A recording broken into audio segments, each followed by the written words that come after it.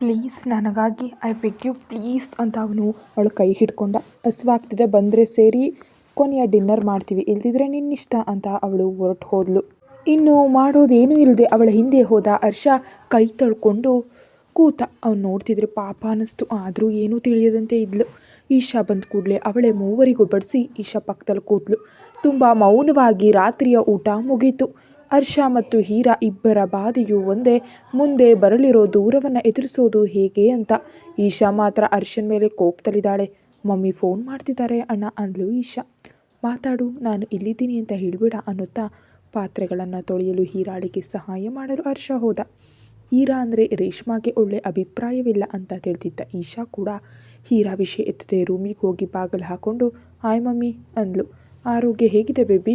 ಏನೋ food poison ಆಗಿದೆ ಅಂತ ನಿಮ್ಮ ಡ್ಯಾಡಿ ಹೇಳಿದರು ಅಂತ ಏನೂ ತಿಳಿಯದ ಕುಂಬಿಯಂತೆ ರೇಷ್ಮಾ ಕೇಳ್ತಿದ್ರೆ ಈಶಾ ಚೆನ್ನಾಗಿದ್ದೀನಿ, ಅರ್ಜುನ್ ಅಂಕಲ್ ಬಂದಿದ್ದರು, ಅವರೆಲ್ಲವನ್ನ ನೋಡಿಕೊಂಡ್ರು, ಹೀರಾ ಕೂಡ ನನ್ನ ಜೊತೆ ಇದ್ದಾಳಲ್ಲ, ಹಾಗಾಗಿ ನನಗೇನು ಭಯ ಇಲ್ಲ ಅಂದ್ಲು. ಹರ್ಷ ಬರಲಿಲ್ವಾ? ನಿಮ್ಮ ಡ್ಯಾಡಿ ಕಳಿಸ್ತೀನಿ ಎಂದಿದ್ರು. ಕಳಿಸ್ತೀನಿ ಎಂದಿದ್ದಾರೋ ಏನೋ, ಅವನು ಬರಲಿಲ್ಲ. ಈಗ ನಿನ್ನ ಜೊತೆ ಯಾರಿದ್ದಾರೆ? ಹೀರಾ ಇದ್ದಾಳೆ, ಅಂಕಲ್ ಕೆಲಸ ಇದೆ ಅಂತ ಹೊರಗೆ ಹೋಗಿದ್ದಾರೆ ಅಂದ್. ಹೀಗೆ ಸಹಜವಾದ ಮಾತುಗಳಲ್ಲಿ ರೇಷ್ಮಾಳನ್ನು ನಂಬಿಸಿ ವಿಷಯವನ್ನು ಬದಲಾಯಿಸೋ ಕೆಲಸದಲ್ಲಿ ಈಶಾ ಇದ್ಲು. ಅಲ್ಲಿ ಅಡುಗೆ ಮನೆಯಲ್ಲಿ ನಾನು ಕ್ಲೀನ್ ಮಾಡ್ತೀನಿ, ನೀನು ಹೋಗು ಅಂದ್ಲು ಹೀರಾ ಹರ್ಷನಿಗೆ. ಸಹಾಯ ಮಾಡೋದಕ್ಕೂ ನಾನು ನಿನಗೆ ಲಾಯಕ್ಕಿಲ್ವಾ? ಅವನ ಮಾತುಗಳಲ್ಲಿ ಕೋಪವಿರಲಿಲ್ಲ, ಬರೀ ನೋವು ಮತ್ತು ವೇದನೆ ಇತ್ತು. ನಿಜಕ್ಕೂ ನಿನ್ನ ಸಮಸ್ಯೆ ಏನು ಹರ್ಷ? ನಮ್ಮ ವಯಸ್ಸಿಗೆ ನಾವು ಮಾಡೋ ಕೆಲಸಗಳಿಗೆ ಏನಾದರೂ ಸಂಬಂಧ ಇದೆಯಾ? ನಮ್ಮ ಡ್ಯಾಡಿ ನಿಮಗೆ ಸ್ವಾತಂತ್ರ್ಯ ನೀಡಿದ್ದಾರೆ ಅಂತ ನೀನು ಹೀಗೆ ಮಾಡೋದು ಸರಿ ಅಂತ ನಿನಗೆ ಅನಿಸುತ್ತಾ? ಅವ್ರ ನಂಬಿಕೆಯನ್ನು ನೀನು ಉಳಿಸ್ಕೊಳ್ಬೇಕಲ್ವಾ ಅಂತ ಹೀರಾಳ ಧ್ವನಿ ಬಾಧದಿಂದ ಹೊರಬಂತು. ನಾನು ಅದನ್ನೇ ಮಾಡ್ತಿದ್ದೀನಿ, ನೀನು ಎಷ್ಟು ಬೇಡ ಅಂದರೂ ನಿನಗಾಗಿ ಹಾತೊರಿತಿದ್ದೀನಿ. ಹೀರೋಗೆ ನಾನು ಕೊಟ್ಟ ಮಾತು ಇದೆ, ನಿನಗಾಗಿ ನನ್ನ ಜೀವನದ ಕೊನೆ ಉಸಿರುವವರೆಗೆ ಕಾಯ್ತೀನಿ ಅಂತ.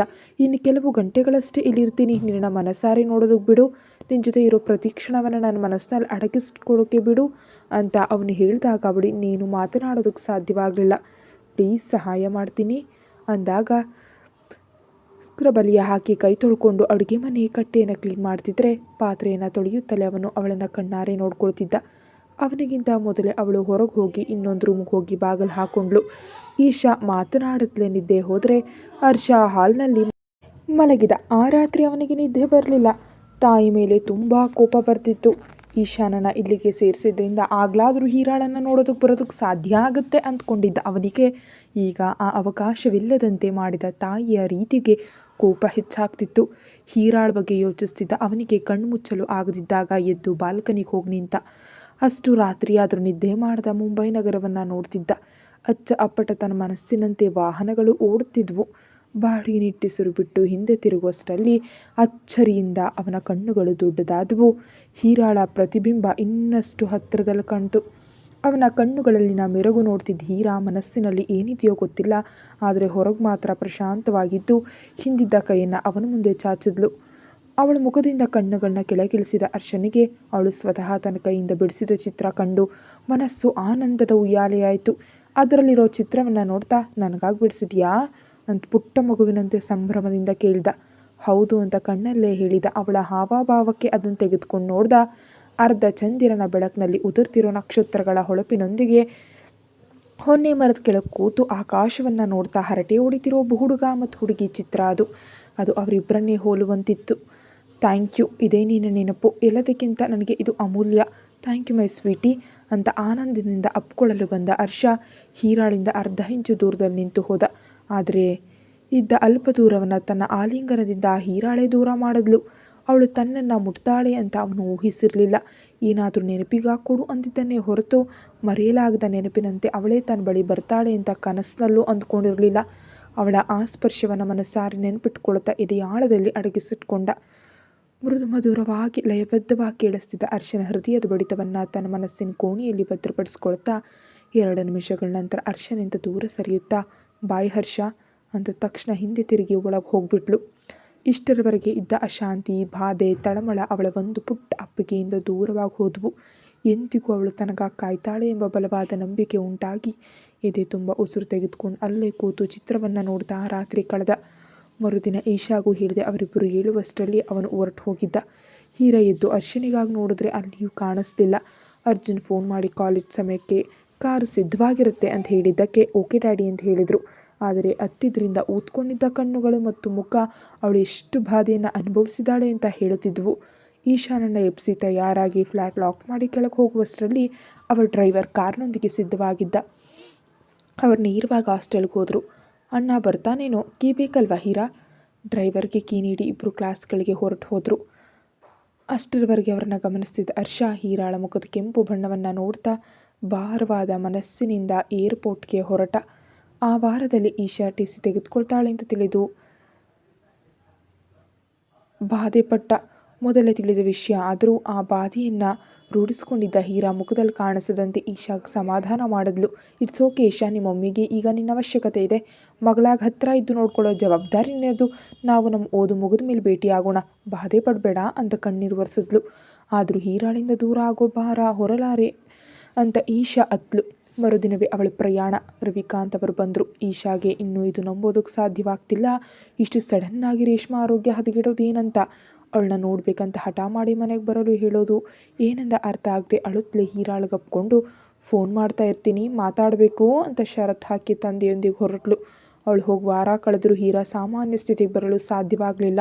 ಆ ವಾರಾಂತ್ಯದಲ್ಲಿ ಅರ್ಜುನ್ ಬಂದು ಮನೆಗೆ ಕರ್ಕೊಂಡು ಹೋದರೂ ಖುಷಿ ಬಂದು ಅಪ್ಕೊಂಡು ನಾನು ನಿನ್ನ ಜೊತೆ ಬರ್ತೀನಿ, ಮಮ್ಮಿ ಜೊತೆ ಇರೋದಕ್ಕೆ ನನ್ನಿಂದ ಆಗ್ತಿಲ್ಲ, ಹೀರಾಳನ್ನು ಕರ್ಕೊಂಡು ಹೋಗು ಅಂತ ಹಠ ಹಿಡಿದ್ಲು. ಆ ವಾರ ಹೀರಾಳನ್ನು ಮನೆಯಲ್ಲಿ ಇರಿಸಿ ಅವಳ ಗಮನವನ್ನು ಈಶಾನಿಂದ ಬೇರೆಡೆಗೆ ಹರಿಸೋದು ಅರ್ಜುನ್ ಮತ್ತು ಅನ್ವಿಕಾಳ ಕೆಲಸವಾಯಿತು. ಅವರಿಗೆ ಹೆಚ್ಚು ಕಷ್ಟ ಕೊಡದೆ ಸಾಮಾನ್ಯ ಸ್ಥಿತಿಗೆ ಬಂದ ಮೇಲೆ ಮರಳಿ ಮುಂಬೈಗೆ ಬಂದ ಹೀರಾ ತನ್ನ ಪೂರ್ಣ ಗಮನವನ್ನು ಓದಿನ ಮೇಲೆ ಮತ್ತು ತನ್ನ ಕೆರಿಯರ್ ಮೇಲೆ ಹಾಕಿದ್ಲು. ಮನಸ್ಸು ಹರ್ಷನನ್ನು ಆಗಾಗ ನೆನಪು ಮಾಡ್ತಿತ್ತು. ಅವನೊಂದಿಗೆ ತನಗಿದ್ದ ಸಿಹಿ ನೆನಪುಗಳೊಂದಿಗೆ ಆ ಸಮಯವನ್ನು ದಾಟಿಸಿ ಮತ್ತೆ ತನ್ನ ಗಮನವನ್ನು ಬದಲಿಸಿ ಪುಸ್ತಕ ಹಿಡಿತಿದ್ಲು. ಈಶಾ ಹೋದ ಸ್ವಲ್ಪ ಕಾಲ ಅವಳು ಫೋನ್ ಮಾಡಿದಾಗ ಮಾತಾಡ್ತಿದ್ಲು. ಆದರೆ ದಿನ ಕಳೆದಂತೆ ಈಶಾನನ್ನು ಅವಾಯ್ಡ್ ಮಾಡಿ ಪೂರ್ತಿಯಾಗಿ ಮಾತುಕತೆ ಮಾಡಿದ್ಲು. ಅವಳಲ್ಲಿ ಎಂತಹ ಛಲ ಬಂತು ಅಂದರೆ ಬಿಟೆಕ್ ಮುಗಿಯೋಷ್ಟರಲ್ಲಿ ಪ್ರತಿ ವರ್ಷ ಕಾಲೇಜಿಗೆ ಅವಳೇ ಫಸ್ಟ್ ಬರುವಷ್ಟು. ಇದು ಆ ಕಾಲೇಜಿನ ಒಂದು ದಾಖಲೆಯಾಯಿತು. ಅಂದರೆ ನಮ್ಮ ಮಾನ್ಸ್ಟರ್ ಕತೆ ಕೆಲವು ವರ್ಷಗಳ ಮುಂದೆ ಸಾಗಿದೆ. ಕಾಲಚಕ್ರದಲ್ಲಿ 8 ವರ್ಷಗಳು ಕಳೆದು ಹೋಗಿವೆ. ಒಂದು 5 ಸ್ಟಾರ್ ಹೋಟೆಲ್ ಬಿಸ್ನೆಸ್ ಮೀಟಿಂಗ್ ಆಗಿ ದೇಶ ವಿದೇಶಗಳಿಂದ ಬಂದ ಎಷ್ಟೋ ಮಂದಿ ಯಶಸ್ವಿ ನಾಯಕರು, ಉದ್ಯಮಿಗಳು ಮತ್ತು ವಿದ್ಯಾರ್ಥಿಗಳಿಂದ ಕಳೆಗಟ್ಟಿದೆ. ಬೆಳಿಗ್ಗೆ 10 ಗಂಟೆ ಸಮಯ ಹೋಸ್ಟ್ ವೇದಿಕೆ ಮೇಲೆ ಬಂದು ಎಲ್ರಿಗೂ ಸ್ವಾಗತ ಕೋರಿ ತನ್ನ ಮಾತುಗಳಿಂದ ಸ್ವಲ್ಪ ಹೊತ್ತು ಎಲ್ಲರನ್ನ ಮಗ್ನಗೊಳಿಸಿದ್ರು. ಕಳೆದ ಕೆಲವು ಕಾಲದಲ್ಲಿ ಉದ್ಯಮದಲ್ಲಿ ಯಶಸ್ವಿಯಾದ ವ್ಯಕ್ತಿಗಳ ಬಗ್ಗೆ ಹೇಳ್ತಾ ಒಬ್ಬೊಬ್ಬರನ್ನೇ ವೇದಿಕೆ ಮೇಲೆ ಬಂದು ಮಾತನಾಡಲು ಹೇಳಿ ಪಕ್ಕಕ್ಕೆ ಹೋದ್ಲು.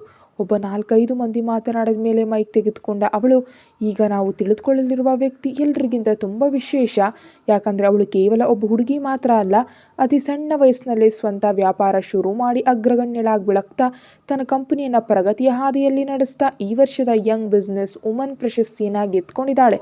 ಅವಳು ಬೇರೆ ಯಾರೂ ಅಲ್ಲ, Heera Arjun Ram, CEO of RR companies ಅಂತ ಘೋಷಿಸಿದ ಕೂಡಲೇ ಚಪ್ಪಾಳಿಯ ಸದ್ದಿನಿಂದ ಹಾಲ್ ಮುಳಗ್ತು.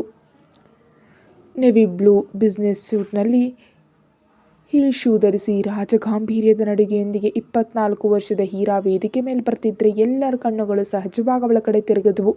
ಕ್ಯಾಮರಾಗಳು ಕ್ಲಿಕ್ ಆದವು. ಅಲ್ಲಿವರೆಗೆ RR ಕಂಪನಿ ತನ್ನ ಯಶಸ್ಸನ್ನು ಮಾತ್ರ ತೋರಿಸಿತ್ತು. ಈಗ ತನ್ನ ಒಡತಿಯನ್ನು ಹೆಮ್ಮೆಯಿಂದ ಜಗತ್ತಿಗೆ ಪರಿಚಯಿಸ್ತಿದ್ರೆ ಪ್ರತಿಯೊಬ್ಬರು ಅವಳು ಯಾರು ಅಂತ ಕುತೂಹಲದಿಂದ ನೋಡ್ತಿದ್ರು. ವೇದಿಕೆ ಮೇಲೆ ಹೋಗ್ತಿದ್ದ ಮಗಳನ್ನು ನೋಡ್ತಿದ್ದ ಮಾನ್ಸ್ಟರ್ ಕಣ್ಣುಗಳಲ್ಲಿ ವಿಜಯದ ಗರ್ವ ತುಂಬಿದ್ರೆ ಅನ್ವಿಕಾಳ ಕಣ್ಣುಗಳಲ್ಲಿ ಇದು ನನ್ನ ಮಗಳು ಅಂದರೆ ಎಂಬ ಆನಂದದ ಹೊಳಪು ಮೂಡಿತು. ತನ್ನ ಹೀರಾಳ ಯಶಸ್ಸನ್ನು ಹತ್ತಿರದಿಂದ ನೋಡಿದ ಖುಷಿ ಇವತ್ತು ಅವಳನ್ನ ವೇದಿಕೆ ಮೇಲೆ ಗೌರವಾನ್ವಿತ ವ್ಯಕ್ತಿಯಾಗಿ ನೋಡ್ತಿದ್ರೆ ಆನಂದ ತಡೆಯಲಾರದೆ ಜೋರಾಗಿ ಚಪ್ಪಾಳೆ ತಡ್ತಿದ್ಲು. ತನ್ನ ಹಿಂದಿರೋ ಈ ಮೂವರೇ ತನಗೆ ಮುಖ್ಯ ಆಧಾರ ಸ್ತಂಭಗಳು. 4ನೇ ಸ್ತಂಭ ತನ್ನ ಆತ್ಮವಿಶ್ವಾಸ ಮತ್ತು ಛಲ. ಗಾಂಭೀರ್ಯದಿಂದ ವೇದಿಕೆ ಮೇಲೆ ಹೋದ ಹೀರಾಳಿಗೆ ನಿರೂಪಕಿ ವಿಶ್ ಮಾಡಿ, ಹಾಯ್ ಮ್ಯಾಮ್, ನಿಮ್ಮ ಹೆಸರು ಕಳೆದ ಕೆಲವು ವರ್ಷಗಳಿಂದ ಉದ್ಯಮ ಜಗತ್ತಲ್ಲಿ ತುಂಬ ಕೇಳಿ ಬರ್ತಿದೆ. ಆ ಯಶಸ್ಸಿನ ಹಿಂದಿರೋ ನಿಮ್ಮ ಶ್ರಮ, ಎದುರಿಸಿದ ಸವಾಲು, ನಿಮ್ಮ ಬುದ್ಧಿವಂತಿಕೆ ಇವೆಲ್ಲ ನಮಗೆ ತುಂಬ ಸ್ಫೂರ್ತಿಯಾಗಿದೆ. ಅವನ ನಿಮ್ಮ ಮಾತುಗಳಲ್ಲಿ ಕೇಳೋದಕ್ಕೆ ಬಯಸ್ತೀವಿ. ಹೊಸದಾಗಿ ಬರೋ ನಿಮ್ಮಂಥ ಯುವ ಉದ್ಯಮಿಗಳಿಗೆ ನೀವೇನು ಸಲಹೆ ನೀಡ್ತೀರಿ? ಅರ್ಜುನ್ ರಾಮ್ ಅವರ ಮಗಳಾಗಿ ನಿಮ್ಗೆ ಆಗಲೇ ಎಷ್ಟೋ ಹೆಸರು, ಹಣ, ಪ್ರಭಾವ ಇದ್ದರೂ ಅವುಗಳನ್ನೇನು ಬಳಸ್ಕೊಳ್ಳದೆ ನಿಮ್ಮ ಸ್ವಂತವಾಗಿ RR ಕಂಪನಿಯನ್ನು ಸ್ಥಾಪಿಸೋ ಹಿಂದಿನ ಉದ್ದೇಶ, ಅದಕ್ಕೆ ಬಂಡವಾಳ ಎಲ್ಲಿಂದ ಬಂತು ಅಂತ ನಿರೂಪಕಿ ಸತತವಾಗಿ ಕೇಳಿದ ಪ್ರಶ್ನೆಗಳಿಗೆ ಉತ್ತರಿಸಲು ಈರಾ ಪೋಡಿಯಂ ಹತ್ರ ಬಂದ್ಲು. Hello all, good morning. ಅವಳ ಧ್ವನಿ ಎಷ್ಟು ನಾಜೂಕಾಗಿತ್ತಂದರೆ ಅವಳ ರಾಜಗಾಂಭೀರ್ಯದ ನಡಿಗೆಗೆ ಅವಳ ಧ್ವನಿ ತುಂಬ ಗಂಭೀರವಾಗಿರುತ್ತೆ ಅಂದ್ಕೊಂಡಿದ್ರು. ಆದರೆ ಗಾಂಭೀರ್ಯದ ಜೊತೆಗೆ ಮೃದುತ್ವ, ಕೋಮಲತ್ವ ಬೆರೆತು ಕೇಳಲು ತುಂಬ ಇಂಪಾಗಿದ್ದ ಸಿಹಿ ಧ್ವನಿ ಅವಳದ್ದು. ನನಗೆ ಪರಿಚಯದ ಅವಶ್ಯಕತೆ ಇಲ್ಲ ಅಂತ ಈಗಾಗಲೇ ತಿಳಿದಿದೆ. ಆದರೆ ನನ್ನ ಮಟ್ಟಿಗೆ ನಾನು ನನ್ನನ್ನು ಸಾಬೀತುಪಡಿಸ್ಕೊಳ್ಬೇಕು ಅಂತ ನಾನು ಸ್ವಂತವಾಗಿ ಈ ಉದ್ಯಮವನ್ನು ಆರಂಭಿಸಿದೆ. ಇದರಲ್ಲಿ ನಮ್ಮ ಡ್ಯಾಡಿ ನಂಗೆ ತುಂಬ ಪ್ರೋತ್ಸಾಹ ನೀಡಿದ್ದಾರೆ. ಅದು ಮಾನಸಿಕ ಬೆಂಬಲವಾಗಿ ಮಾತ್ರ, ಹಣದ ರೂಪದಲ್ಲಲ್ಲ. ಅವರು ನನಗೆ ಒಂದೇ ಮಾತು ಹೇಳಿದರು, ನೀನು ಅರ್ಜುನ್ ರಾಮ್ ಮಗಳಾಗಿ ಅಲ್ಲದೆ ಒಬ್ಬ ಸಾಮಾನ್ಯ ಹುಡುಗಿಯಾಗಿ ಮೇಲೆ ಬರಬೇಕು, ಬೆಳಿಬೇಕು, ನಿನ್ನಲ್ಲಿರೋ ಛಲ ನಿನ್ನ ಯಶಸ್ಸಿನಲ್ಲಿ ಕಾಣಿಸ್ಬೇಕು ಅಂತ. ನಮ್ಮ ಡ್ಯಾಡಿ ಹೇಳಿದ ಪ್ರತಿ ಮಾತು ನನ್ನ ಮನಸ್ಸಿನಲ್ಲಿ ಯಾವಾಗಲೂ ಸುಳಿಯುತ್ತಲೇ ಇರುತ್ತೆ. ಅಂತಹ ತಂದೆ ಸಿಕ್ಕಿದ್ದು ನನ್ನ ಅದೃಷ್ಟ ಅಂದಾಗ ಮತ್ತೆ ಚಪ್ಪಾಳೆ ಸದ್ದು ಮೊಳಗ್ತು. ಅರ್ಜುನ್ ಎದೆ ಹೆಮ್ಮೆಯಿಂದ ಉಬ್ಬಿತು. ತನ್ನ ಮಗಳನ್ನು ಹಾಗೆ ನೋಡ್ತಿದ್ದಾನೆ. ಇನ್ನು ನನ್ನ ಮೊದಲ ಬಂಡವಾಳದ ಬಗ್ಗೆ ಕೇಳಿದ್ರಿ. ಅದು ನಮ್ಮ ಅಮ್ಮ ನನ್ನ ಕೈಗೆ ನೀಡಿದ ಹಣದಿಂದಲೇ ಸಾಧ್ಯವಾಯಿತು. ಈಗಲೂ ಅವರ ಹತ್ತಿರ ತೆಗೆದುಕೊಂಡು ಸಾಲಕ್ಕೆ ಬಡ್ಡಿ ಕಟ್ಟುತ್ತಲೇ ಇದ್ದೀನಿ. ಅದು ಎಂದಿಗೂ ಮುಗಿಯದ ಪ್ರಕ್ರಿಯೆ ಅಲ್ವಾ ಅಂತ ಹೇಳಿದಾಗ ಎಲ್ಲರೂ ಸಣ್ಣದಾಗಿ ನಕ್ಕಿದ್ರು. ಅವರ ಋಣವನ್ನು ನಾನು ನನ್ನ ಜೀವನವಿಡೀ ತೀರಿಸಲೇ ಇರ್ತೀನಿ. ಅಮ್ಮನ ಕೈಗುಣ ನನ್ನನ್ನು ಇಷ್ಟು ಯಶಸ್ವಿಯಾಗಿಸ್ತು. ತಂದೆ ನೀಡಿದ ಪ್ರೋತ್ಸಾಹ ಮತ್ತು ಧೈರ್ಯ ನನ್ನನ್ನು ಇಲ್ಲಿ ನಿಲ್ಲಿಸಿದೆ. ಇನ್ನು ನನ್ನ ಚಿಕ್ಕ ತಂಗಿ ಖುಷಿ, ಪ್ರೀತಿ ನಾನು ಎದುರಿಸಿದ ಸವಾಲುಗಳನ್ನ ಸ್ವೀಕರಿಸಲು ಸಹಾಯ ಮಾಡಿತು. ನನ್ನ ಕುಟುಂಬದ ಸದಸ್ಯರು ನನಗೆ ಪ್ರತಿ ಹಂತದಲ್ಲೂ ತುಂಬ ಬೆಂಬಲ ನೀಡಿದ್ದಾರೆ. ಯಾವುದೇ ಸಮಸ್ಯೆ ಬಂದರೂ ಹಿಂದೆ ನಿಂತು ಧೈರ್ಯ ಹೇಳಿದರೆ ಹೊರತು ಎಂದಿಗೂ ಹಿಂದೆ ಸರಿಯಲು ಹೇಳಿ ನಿರಾಶೆಗೊಳಿಸಲಿಲ್ಲ. ಎಲ್ರಿಗೂ ನನ್ನಂತೆ ಕುಟುಂಬದ ಬೆಂಬಲ ಮತ್ತು ಆರ್ಥಿಕ ಬೆಂಬಲ ಇರೋದಿಲ್ಲ. ಹಾಗೆ ಯಶಸ್ವಿಯಾದವರು ನಿಮ್ಮಲ್ಲಿ ಎಷ್ಟೋ ಮಂದಿ ಇದ್ದಾರೆ. ನಾನು ನನ್ನ ಕುಟುಂಬದ ಮಾನಸಿಕ ಬೆಂಬಲವನ್ನೇ ಶಕ್ತಿಯಾಗಿ ಮಾಡಿಕೊಂಡೆ. ಒಬ್ಬ ಸಾಮಾನ್ಯ ಹುಡುಗಿಯಾಗಿ ಉದ್ಯಮ ಆರಂಭಿಸಿದೆ. ಏರಿಳಿತಗಳು ಇರಲಿಲ್ವೇ ಅಂದರೆ ಎಷ್ಟೋ ಇವೆ. ಉದ್ಯಮ ಸಾಮ್ರಾಜ್ಯದಲ್ಲಿ ನಿಮಗೆ ತಿಳಿಯದ ವಿಷಯ ಏನಿದೆ? ಒಬ್ಬರು ಬೆಳೀತಿದ್ರೆ ಅವರನ್ನು ಮೀರಿ ನಾವು ಬೆಳಿಬೇಕು ಎಂಬ ಸ್ಪರ್ಧೆ ಯಾವಾಗಲೂ ಇರುತ್ತೆ. ಯಶಸ್ಸಿನಲ್ಲಿರೋ ನಾನು ಕೂಡ ನನ್ನ ಕಂಪನಿ ಯಾವಾಗಲೂ ಮೇಲೆ ಬೆಳಿಬೇಕು ಅಂತ ಬಯಸ್ತೀನಿ. ಅದಕ್ಕಾಗಿ ಇನ್ನಷ್ಟು ಕಷ್ಟಪಡ್ತೀನಿ. ಮುಂದಿನ ವರ್ಷ ಕೂಡ ಖಂಡಿತವಾಗಿಯೂ ಹೀಗೆ ಒಂದು ಪ್ರಶಸ್ತಿಯನ್ನು ನನ್ನ ಖಾತೆಗೆ ನನ್ನ ಕಂಪನಿ ಸೇರಿಸ್ಕೊಳ್ಳುತ್ತೆ ಅಂದ ಕೂಡಲೇ ಅವಳ ಆತ್ಮವಿಶ್ವಾಸಕ್ಕೆ ಮತ್ತೊಮ್ಮೆ ಚಪ್ಪಾಳೆ ತಡ್ತು. ಸ್ವಲ್ಪ ಹೊತ್ತು ಉದ್ಯಮದ ಬಗ್ಗೆ ಮಾತಾಡಿ ಎಲ್ರಿಗೂ ಧನ್ಯವಾದ ತಿಳಿಸಿ ಹೊಸದಾಗಿ ಉದ್ಯಮಕ್ಕೆ ಬರಲಿರೋ ವಿದ್ಯಾರ್ಥಿಗಳಿಗೆ ಶುಭ ಹಾರೈಸಿ ದುಬೈ ರಾಜನ ಕೈಯಿಂದ ಪ್ರಶಸ್ತಿಯನ್ನು ಸ್ವೀಕರಿಸಿದ್ಲು ಹೀರಾ. ಉದ್ಯಮದ ಸುದ್ದಿಯಲ್ಲಿ ಅವಳ ಭಾಷಣ ಕೇಳ್ತಾ ಪ್ರಶಸ್ತಿ ಪಡಿತಾ ಇರೋ ಫೋಟೋ ನೋಡ್ತಿದ್ದಾನೆ 27 ವರ್ಷದ ಹರ್ಷ. ಅವನ ತುಟಿ ಮೇಲೆ ಮತ್ತು ಕಣ್ಣುಗಳಲ್ಲಿ ಆನಂದದ ಕಿರುನಗೆ ಮೂಡಿತು. ಅದೇ ಪ್ರೋಗ್ರಾಮನ್ನು ಮೊಬೈಲ್ನಲ್ಲಿ ನೋಡಿ ರೇಗ್ ಹೋದ್ಲು ರೇಷ್ಮಾ. ಅವಳ ಪಕ್ಕದಲ್ಲೇ ಇದ್ದ ಚರಿತಾ, ನೀನು ಏನಂದೆ ಅತ್ತೆ? ಹರ್ಷನಿಂದ ದೂರ ಆದರೆ ಹೀರಾ ಮಾನಸಿಕವಾಗಿ ಸೋತು ಹೋಗ್ತಾಳೆ, ಮಾವನನ್ನು ದ್ವೇಷಿಸ್ತಾಳೆ, ಅವಳಿಲ್ದಿದ್ದರೆ ಅವನಿಗೆ ಇಷ್ಟ ಆಗೋದಿಲ್ಲ, ಹಾಗಾಗಿ ದೊಡ್ಡವನಾದ ಮೇಲೆ ಮಾವನನ್ನೇ ಮದುವೆ ಆಗ್ತಾನೆ ಅಂದಿಯಲ್ಲ. ಆದರೆ ಈಗ ನೋಡು, ಅವಳಷ್ಟು ದೊಡ್ಡ ವೇದಿಕೆ ಮೇಲೆ ಎಷ್ಟು ದೊಡ್ಡ ಪ್ರಶಸ್ತಿಯನ್ನು ಪಡೀತಿದ್ದಾಳೆ. ಇದನ್ನು ಖಂಡಿತ ಮಾವ ನೋಡುತ್ತಲೇ ಇರ್ತಾನೆ. ಜೊತೆಗೆ ಅವಳ ಅಮ್ಮನ ಅಂದವನ್ನೆಲ್ಲ ತುಂಬಿಕೊಂಡು ಕಣ್ಣು ತೆಗೆದು ಎಷ್ಟು ಸುಂದರವಾಗಿದ್ದಾಳೆ. ನೋಡ್ತಿರೋ ನನಗೆ ಅಷ್ಟು ಇಷ್ಟ ಆದರೆ ಪ್ರೀತಿಸ್ತಿರೋ ಮಾವನಿಗೆ ಇಷ್ಟ ಆಗದೆ ಇರ್ತದಾ? ಹೀಗಾದರೆ ಮಾವ ನಂಗೆ ಸಿಗಲ್ಲ ಅತ್ತೆ ಅಂತ ಚರಿತಾ ಅಳೋದಕ್ಕೆ ಶುರು ಮಾಡಿದ್ಲು. ಒಳ್ಳೇದು ಮಾತಾಡಮ್ಮ, ಅಂದರೆ ಇಂಥ ದರಿದ್ರದ ಮಾತುಗಳನ್ನ ಆಡ್ತೀಯಲ್ಲೇ ಹುಚ್ಚಿ. ಆದರೂ ಇದರಲ್ಲಿ ಅವಳನ್ನ ಅನ್ನೋದಕ್ಕಿಲ್ಲ, ನಿನ್ನ ಅನ್ಬೇಕು. ನಾನೇನು ಹೇಳಿದ್ದೆ? ಹರ್ಷ ಇಲ್ಲಿಗೆ ಬಂದ ಮೇಲೆ ಅವನನ್ನು ನೀನು ಪ್ರೀತಿಸಬೇಕು, ನಿನ್ನ ಪ್ರೀತಿಯಿಂದ ಅವನನ್ನು ನಿನ್ನ ಕಡೆ ತಿರುಗಿಸ್ಕೊಳ್ಬೇಕು, ಅವಶ್ಯಕತೆ ಬಿದ್ದರೆ ಅಂದದ ಬಲೆ ಬೀಸಿ ಮರಳು ಮಾಡು ಅಂತ ಹೇಳಿಲ್ವಾ? ಮಗನ ಬಗ್ಗೆ ಯಾವ ತಾಯಿಯಾದರೂ ಹೀಗೆ ಹೇಳ್ತಾರಾ? ನಾನು ನಿನಗೆ ಹೇಳಿದೆ ಅಂದರೆ ನೀನು ಬಿಟ್ಟರೆ ನನ್ನ ಮನೆಗೆ ಸೊಸೆಯಾಗೋ ಅದೃಷ್ಟ ಇನ್ಯಾರಿಗೂ ಇಲ್ಲ ಅಂತ. ಆದರೆ ನೀನೇನು ಮಾಡಿದೆ? ಅವನನ್ನು ನೋಡಿದ್ರೆ ಸಾಕು ಅಷ್ಟು ದೂರ ಓಡಿ ಹೋಗ್ತೀಯ. ಅವನು ನಿನ್ನ ಕಡೆ ಇದ್ದಿದ್ದರೆ ಈಗ ಇಂತಹವರು 100 ಮಂದಿ ಬಂದರೂ ನನಗೆ ಭಯ ಇರ್ತಾ ಇರಲಿಲ್ಲ. ಅವಳು ಇಷ್ಟು ದಿನ ಟಿ ವಿಯಲ್ಲಿ ಫೋನ್ನಲ್ಲಿ ಸುದ್ದಿಯಲ್ಲಿ ಕಾಣಿಸ್ದಿದ್ದರೆ ಅಳ್ತಾ ಅಜ್ಞಾತವಾಸದಲ್ಲಿದ್ದಾಳೆ ಅಂದ್ಕೊಂಡಿದ್ದೆ. ಆದರೆ ಹೀಗೆ ಒಂದೇ ಸಲ ಮಿಂಚಿನ ಮನ ಹೆದರಿಸ್ತಾಳೆ ಅಂತ ಅಂದ್ಕೊಂಡಿರಲಿಲ್ಲ ಅಂದ್ಲು ರೇಷ್ಮಾ ಹೊಸತಿದ್ದ ಬೆವರಿನ ಹನಿಗಳನ್ನು ಒರೆಸ್ಕೊಳ್ತಾ. ಹಾಗಾದರೆ ಈಗೇನು ಮಾಡೋಣ ಅತ್ತೆ? ಮಾವನನ್ನು ನೋಡಿದ್ರೆ ಸಾಕು ಮುಂಗುಸಿಯನ್ನು ನೋಡಿದಂತೆ ಬುಸುಗುಡ್ತಾನೆ. ಇನ್ನು ಹತ್ತಿರ ಹೋಗಿ ಏನು ಮಾತಾಡಲಿ? ಯಾಕೆ ಹಾಗಂತಾನೆ? ನೀನು ಧೈರ್ಯ ಮಾಡಿ ಅವನನ್ನು ನಿನ್ನ ಕಡೆಗೆ ಉಳಿಸ್ಕೊಡಲು ಆಗಲಿಲ್ವಾ? ನೀವಿಬ್ಬರು ಬಿಸ್ನೆಸ್ ಟ್ರಿಪ್ಗಾಗಿ ಮಲೇಷ್ಯಾಗೆ ಹೋಗಿದ್ರಲ್ಲ, ಆಗಲೂ ಅವನು ನಿನಗೆ ಬಗ್ಲಿಲ್ವಾ? ಇಲ್ಲ ಅತ್ತೆ, ನೀನು ಕೊಟ್ಟ ಮದ್ದನ್ನು ತಪ್ಪಾಗಿ ನಾನು ಕುಡಿತಿದ್ದ ಡ್ರಿಂಕ್ನಲ್ಲಿ ಬೆರೆಸ್ಕೊಂಡು ಮಾವನಿಗೆ ಕೊಡಲು ಹೋಗಿ ನಾನೇ ಕುಡಿದು ಪ್ರಜ್ಞೆ ತಬ್ಬಿದ್ದೆ. ಮಾವನನ್ನು ಕನಿಷ್ಠ ಪಕ್ಷ ನೋಡದೆ ಬಿಟ್ಟು ಬಂದುಬಿಟ್ರು. ಅದೆಲ್ಲ ನಿನಗೆ ತಿಳಿದ ವಿಷಯವೇ ಅಲ್ವಾ ಅಂತ ಹೇಳ್ತಿದ್ರೆ ತಲೆ ಹೊಡ್ಕೊಂಡು ಚರಿತಾಗಿ ಒಂದು ಏಟ್ ನೀಡಿದ ರೇಷ್ಮಾ. ಅವನನ್ನು ಪ್ರೀತಿಸೋದು ಬರಲ್ಲ, ಅಂದ ತೋರಿಸಿ ಒಲಿಸ್ಕೊಳ್ಳೋದು ಬರಲ್ಲ, ಆದರೆ ಅವನು ನಿನಗೆ ಬೇಕು. ಸದ್ಯಕ್ಕಂತೂ ನನ್ನೊಂದಿಗೆ ಮಾತನಾಡೋದನ್ನೇ ನಿಲ್ಲಿಸಿದ್ದಾನೆ. ಆದರೆ ಮದುವೆ ವಿಷಯವಾಗಿ ನಿಮ್ಮ ಮಾವನ ಜೊತೆ ಮಾತಾಡಿ ಅವನ ಮನಸ್ಸು ನಿನ್ನ ಕಡೆ ಹೊರಳುವಂತೆ ಮಾಡ್ತೀನಿ ನೋಡು ಅಂದ ರೇಷ್ಮಾ ಮಾತಿನಿಂದ ಭರವಸೆ ಸಿಕ್ಕಿ. ಥ್ಯಾಂಕ್ ಯು ಅತ್ತೆ. ಮಾವನಿಗೆ ನನಗೂ ಮದುವೆ ಆದರೆ ನನಗಿಂತ ಇನ್ನೇನು ಬೇಕು ಅಂದ್ಲು ಚರಿತಾ. ನೀನು ನಿಮ್ಮ ಮಾವನ ಕಡೆಯಿಂದ ವಿಷಯ ಶುರು ಮಾಡು. ಮಾವನಿಗಾಗಿ ಕಾಯ್ತಿದ್ದೀನಿ. ಅವರನ್ನು ಬಿಟ್ಟು ಇನ್ಯಾರನ್ನು ಮದುವೆಯಾಗೋದಿಲ್ಲ ಅಂತ ಭಾವನಾತ್ಮಕವಾಗಿ ಬ್ಲ್ಯಾಕ್ಮೇಲ್ ಮಾಡು. ಅವರು ಯಾಕಾಗಲ್ಲ ಅಂತಾರೋ ನಾನು ನೋಡ್ತೀನಿ. ಹಾಗೆ ನಾನು ಮಾಡಬೇಕಾದದ್ದನ್ನು ಮಾಡ್ತೀನಿ ಅಂತ ಹೀರಾಳ ನಗುಮುಖ ನೋಡ್ತಾ ಚೆನ್ನಾಗಿಯೇ ನಗ್ತಿದೆಯಲ್ವೇ, ಈ ನಗು ಇಲ್ಲದಂತ ಮಾಡ್ತೀನಿ ನೋಡು ಅಂದ್ಲು ರೇಷ್ಮಾ. ಪ್ರಶಸ್ತಿಯನ್ನು ತಂದು ಖುಷಿ ಕೈಯಲ್ಲಿಟ್ಟು ಹೀರಾ ಹ್ಯಾಪಿನಾ ಅಂತ ತಂಗಿಯನ್ನು ನಗ್ತಾ ಕೇಳಿದ್ಲು. ಥ್ಯಾಂಕ್ ಯು ಪಂಪ್ಕಿನ್ ಅಂತ ಹೀರಾಳಿಗೆ ಮುತ್ತು ನೀಡಿ ಹೊಳಿತಿರೋ ಪ್ರಶಸ್ತಿಯನ್ನು ಕಣ್ಣಾರೆ ನೋಡ್ತಾ, ಡ್ಯಾಡಿ ಸೆಲ್ಫಿ ತಗೊಳ್ಳೋಣ ಬನ್ನಿ, ನಾನು ಇನ್ಸ್ಟಾದಲ್ಲಿ ಅಪ್ಲೋಡ್ ಮಾಡಬೇಕು ಅಂತ ಕುಟುಂಬದವರ ಜೊತೆ ಪ್ರಶಸ್ತಿ ಹಿಡಿದು ಸೆಲ್ಫಿ ತೆಗೆದ ಖುಷಿ ಕೂಡಲೇ ಅಪ್ಲೋಡ್ ಮಾಡಿ ಪ್ರೌಡ್ ಆಫ್ ಯು ಅಂತ ಹೀರಾಳ ಪ್ರೊಫೈಲ್ ಟ್ಯಾಗ್ ಮಾಡಿದ್ಲು. ಸಂತೋಷದ ನಗುವಿನಿಂದ ಹೀರಾಳನ್ನು ನೋಡ್ತಿದ್ದ ಅರ್ಜುನ್ ಅವಳನ್ನ ಅಪ್ಕೊಂಡು ಥ್ಯಾಂಕ್ ಯು ಬೇಬಿ ಅಂತ ಹಣೆಗೆ ಮುತ್ತಿಟ್ರು. ನಾಲ್ವರು ಸೇರಿ ಅಪ್ಕೊಂಡು ಮೀಟಿಂಗ್ ಮುಗಿದ ಮೇಲೆ ಊಟಕ್ಕಾಗಿ ರೆಸ್ಟೋರೆಂಟ್ಗೆ ಹೋದರು. ಆ ದಿನ ಪೂರ್ತಿ ಫ್ಯಾಮಿಲಿ ಟೈಮ್ ಎಂಜಾಯ್ ಮಾಡಬೇಕು ಅಂತ ಹತ್ತಿರದ ಪ್ರವಾಸಿ ತಾಣಗಳಿಗೆ ಹೊರಟ ಮಾನ್ಸ್ಟರ್ ಕುಟುಂಬ ಮರುದಿನ ಫ್ಲೈಟ್ನಲ್ಲಿ ಭಾರತಕ್ಕೆ ಮರಳಿದ್ರು. ಅವಾರ್ಡ್ ಫಂಕ್ಷನ್ನಲ್ಲಿ ಹೀರಾಳನ್ನು ನೋಡಿದ ಮುಂಬೈ ಉದ್ಯಮಿ ಮಿಸ್ಟರ್ ರಘುರಾಮ್ ಅರ್ಜುನ್ ಬಗ್ಗೆ ವಿಚಾರಿಸಲು ತನ್ನ ಅಸಿಸ್ಟೆಂಟ್ಗೆ ಹೇಳಿ ಹೀರಾಳ್ ಫೋಟೋವನ್ನು ತನ್ನ ಮಗನಿಗೆ ಕಳಿಸಿ, ನಿನಗೆ ಅವಳು ಇಷ್ಟವಾಯಿತೆ ಮಗನೇ ಅಂತ ಮೆಸೇಜ್ ಮಾಡಿದ್ರು. ಹೀರಾ ಫೋಟೋ ನೋಡಿದ ತ್ರಿಲೋಕ್ ಮಲ್ಹೋತ್ರಾ ಅವಳ ಅಂದಕ್ಕೆ ಮರುಳಾಗಿ she's an angel that I like her ಅಂತ ರಿಪ್ಲೈ ನೀಡಿ ಫೋನ್ ಮಾಡ್ದ. ಹೇಳು ಮಗನೇ, ಯಾರು ಡ್ಯಾಡ್ ಅವಳು, ಕಣ್ಣು ತೆಗೆಯೋದಕ್ಕಾಗ್ತಿಲ್ಲ, ನನಗಾಗಿ ಇಷ್ಟು ಸುಂದರವಾದ ಹುಡುಗಿಯನ್ನು ನೀನು ಹುಡುಕಿದೀಯಾ ಅಂತ ನಾನು ಅಂದ್ಕೊಂಡೇ ಇರಲಿಲ್ಲ. ಮಗನ ಆನಂದದ ಮಾತುಗಳು ಕೇಳಿ RK group of companies chairman Radhakrishna ಅವರ ಮರಿಮಗಳು ಅವಳು ಈ ವರ್ಷ ಯಂಗ್ ಬಿಸ್ನೆಸ್ ವುಮನ್ ಪ್ರಶಸ್ತಿ ಗೆದ್ದಿದ್ದಾಳೆ ಅಂತ ಹೀರಾಳ ಬಗ್ಗೆ ತಾನು ಕೇಳಿದ್ದನ್ನು ರಘುರಾಮ್ ಅವರು ಹೇಳಿದರು.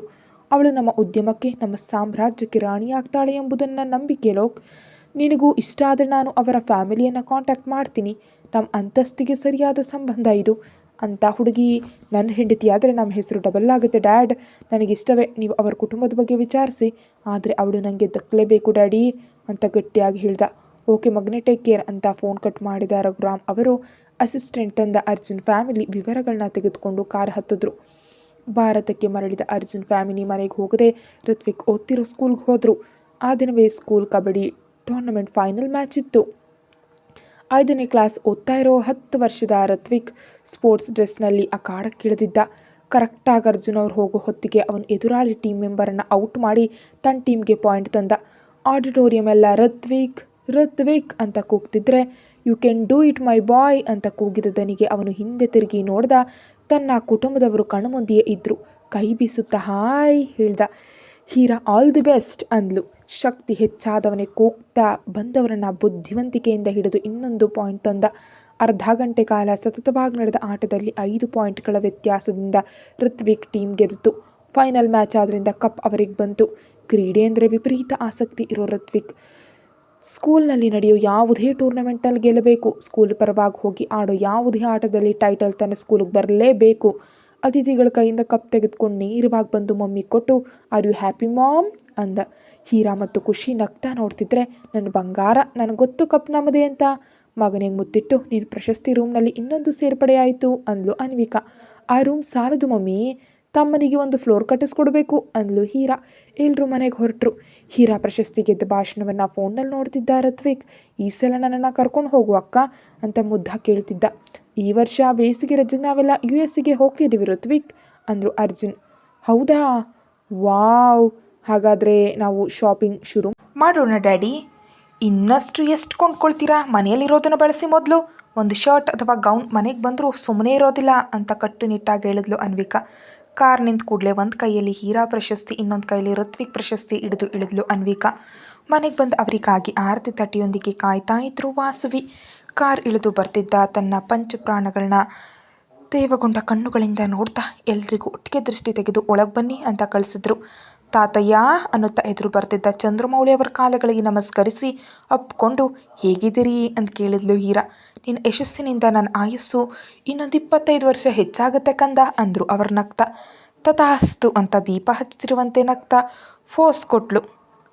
ಮಕ್ಕಳ ಗೆಲುವಿನ ಕುರುಹುಗಳನ್ನು ಪ್ರಶಸ್ತಿ ರೂಮ್ನಲ್ಲಿ ಇಡ್ತಿದ್ದ ಅನ್ವಿಕಾ ಗೋಡೆ ಮಧ್ಯದಲ್ಲಿರೋ ದೊಡ್ಡ ಫೋಟೋದಲ್ಲಿದ್ದ ಮಗುವನ್ನು ನೋಡ್ತಾ ದೀಪ ಹಚ್ಚಿ ಅಲ್ಲೇ ನಿಂತು ಬಿಟ್ಲು. ಇಷ್ಟು ಸಂತೋಷದ ಜೀವನದಲ್ಲಿ ಅವಳಿಗೆ ಇರೋ ಒಂದೇ ಒಂದು ಕೊರತೆ ಅಂದರೆ ಅವಳ 3 ತಿಂಗಳ ಗಂಡು ಮಗು ಅವಳ ಜೊತೆ ಇಲ್ಲದಿರೋದು. ಕತೆ ಮುಂದುವರಿಯುತ್ತೆ. ಹೆಚ್ಚಿನ ವಿಡಿಯೋಗಾಗಿ ಚಾನಲ್ ಮೆಂಬರ್ಶಿಪ್ ತಗೊಳ್ಳಿ.